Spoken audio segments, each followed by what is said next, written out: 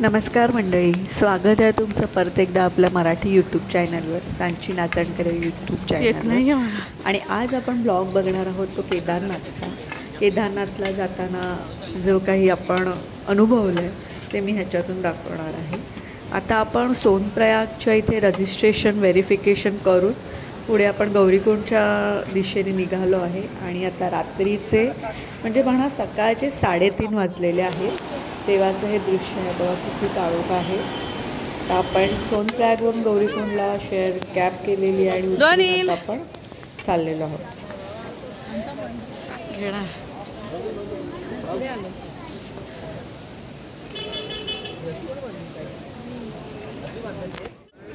आणि आपली journey start झालेली आहे आणि आपण चालत वर देवळापर्यंत जाणार आहोत केदारनाथला. जसं तुम्हाला माहिती आहे, आधीचे व्हिडिओ तुम्ही पाहिले असतील.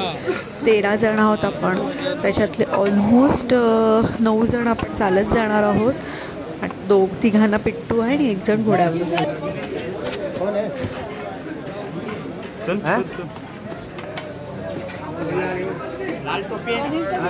आणि आपण बॅगेसाठी सुद्धा एक पिट्टू केलेला आहे, त्यामुळे चालायला पण इझी होईल आणि ओझं काही होणार नाही. आणि हे बघा माझं पिल्लू ध्वनील किती मस्त बसलाय, मस्त आरामात सगळं एन्जॉय करतोय.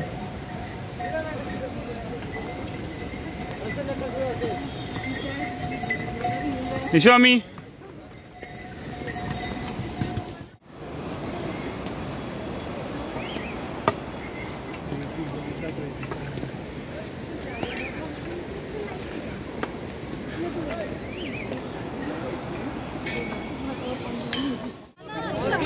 आणि इथे सगळे नाश्त्याचे स्टॉल आहेत. मोस्टली इथे सगळे हॉल्ट घेतात नाश्ता करायला. तर आम्ही पण हॉल्ट घेतला आहे. थोडासा नाश्ता करूया आणि मग पुढच्या जर्नीला चालू करूया.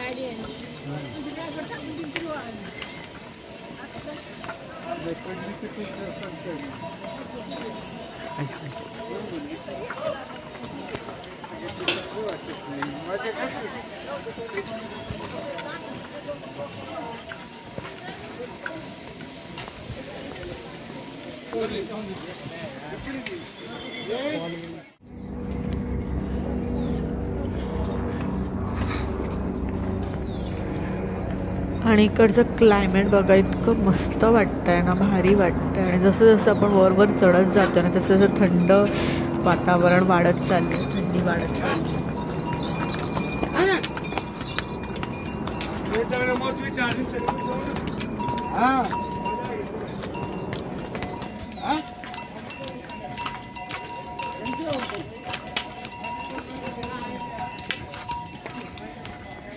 इथे ना मंडळी खायच्याची काही असं कमतरता अशी नाही आहे. म्हणजे थोड्या अंतरात खायचे स्टॉल आहेत, सर्व काही स्टॉल आहेत.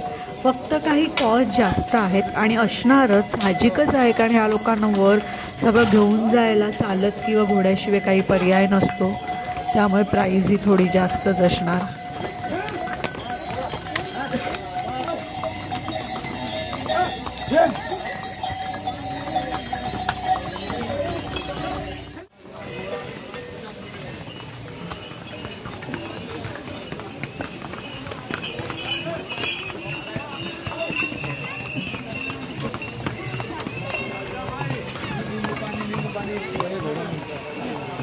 तुम्ही बघतात खूप जण म्हणजे खूप मंडळी चालत प्रवास करतात. जरी हा प्रवास खडतर असला तरी एक मनाला सुख देणारा आहे, मनाला प्रसन्न करणारा.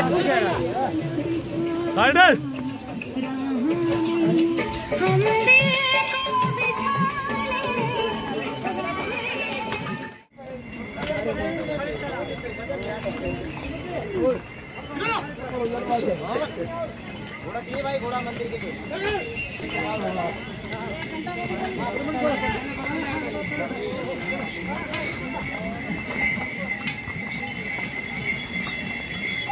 ओ मेरा साइड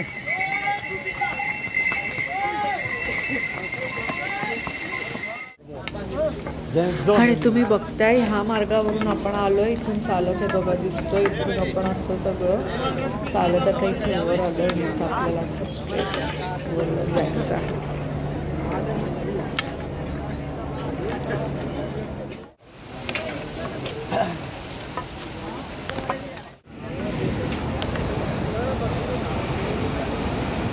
आणि पाण्याचा प्रवाह बघा, इतका जोरात आहे ना पाण्याचा प्रवाह, आवाजच बघा त्याचा केवढा आहे.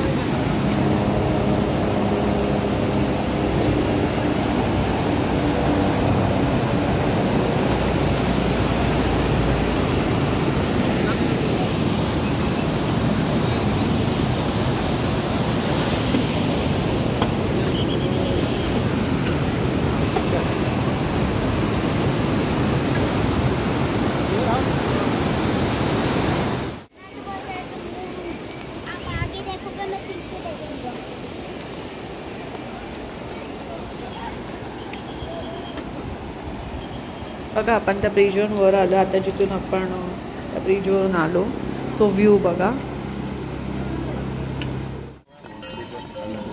आणि बघता तो समोरचा डोंगर दिसतोय ना, त्या डोंगरापर्यंत अजून आपलं पोचायचं आहे, तरी अजून 2-2.5 तास लागतील असं वाटतंय. आता ऑलमोस्ट 4:30 वाजले आहेत संध्याकाळचे, तरी 6:30-7 वाजतील पोचायला.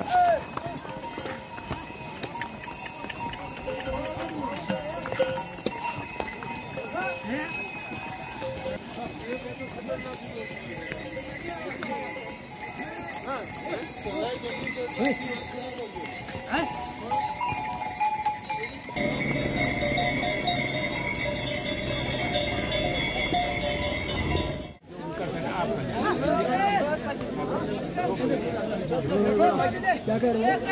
आगे जाके पी के इधर पी के बड़ा बड़ा बड़ा बड़ा बड़ा. आणि आता ना आपण घोडेवाले जिथे ड्रॉप करतात ना सगळ्यांना, घोडेवाले किंवा पिट्टूवाले, तिथपर्यंत पोचलो आहे. आणि इथून पुढे देऊ अर्धा तास म्हणतो, पुढे अर्धा तास तरी अजून चालायचं आहे. आणि तुम्ही बघताय 13 तासाच्या एकदम चालण्याच्या प्रवासानंतर आम्ही फायनली पोचलेलो आहोत देवळाच्या इथे. तिथे रूमवर जाऊन जो फ्रेश झालो होता, 9 वाजत आले आणि आपण आता दर्शन घेतो देवाचं आणि भेटूया लवकर.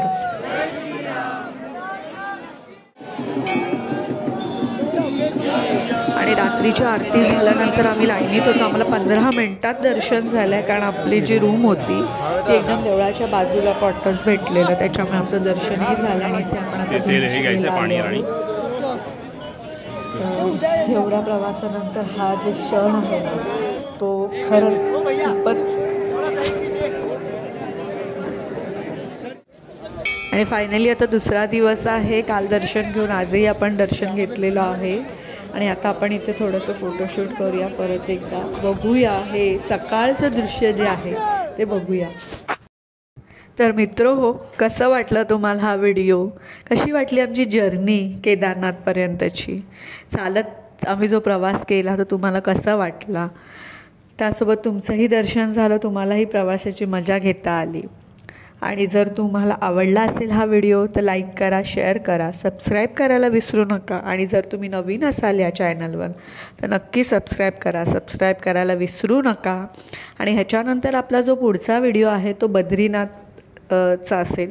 त्याच्या आधी आपण आधी आपण आता भैरवनाथचं दर्शन घ्यायला जाणार आहे. केदारनाथपासून थोडं अजून उंचीवर भैरवनाथचं देऊळ आहे, त्याचं दर्शन घ्यायला आता आपण जाणार आहोत. त्याचा मी सेपरेट व्हिडिओ करीन, कारण हा व्हिडिओ खूप मोठा होईल, त्याच्यामुळे त्याचा एक सेपरेट व्हिडिओ करेल. भैरवनाथचं दर्शनही आपण बघू. तर नक्की सोबत राहा आणि पुढचे व्हिडिओ नक्की बघा. तोपर्यंत बाय बाय. आणि आवडला असेल तर सबस्क्राईब करायला विसरू नका.